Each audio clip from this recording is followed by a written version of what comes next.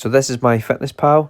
It's a calorie counting app, and you'll use this to calculate your daily calorie intake. So once you've downloaded it from the App Store, you'll go down to the bottom right hand corner and select more, and then go down towards goals. So this is how you set the settings.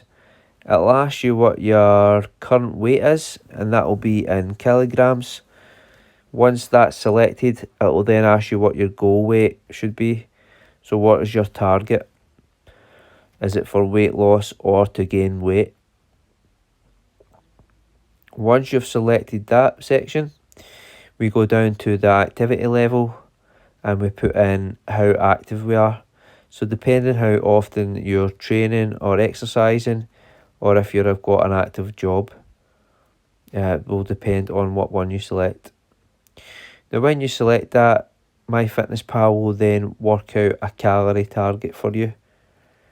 Now sometimes this calculation can be off, so I will give you the targets that you should be hitting.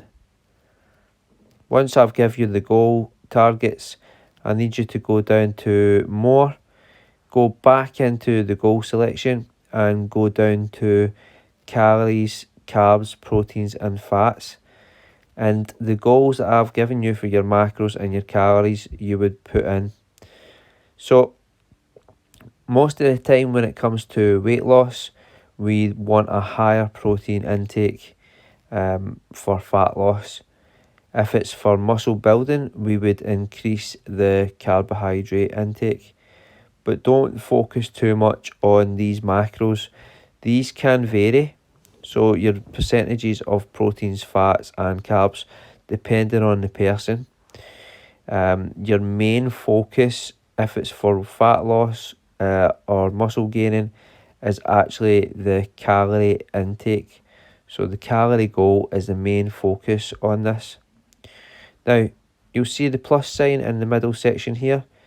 That'll allow you to then add water, food or exercise. We'll select water and intake our daily water intake. Now when we go to food, it'll then ask us if it's a breakfast, lunch or dinner. We'll select on the section that you want it in. And then in the search bar, you can search the food that you're inputting.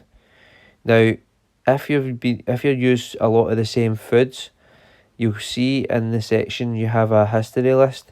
So it saves a lot of the foods that you've got. Now when you select the food and tick it, it'll then add it to your log for the day.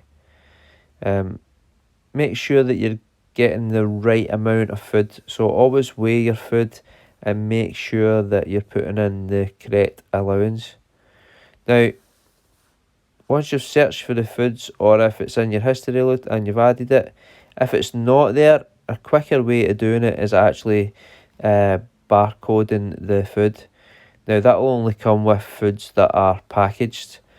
Obviously when we're trying to aim for a fat loss, we're trying to stay away from a lot of processed foods and microwavable foods.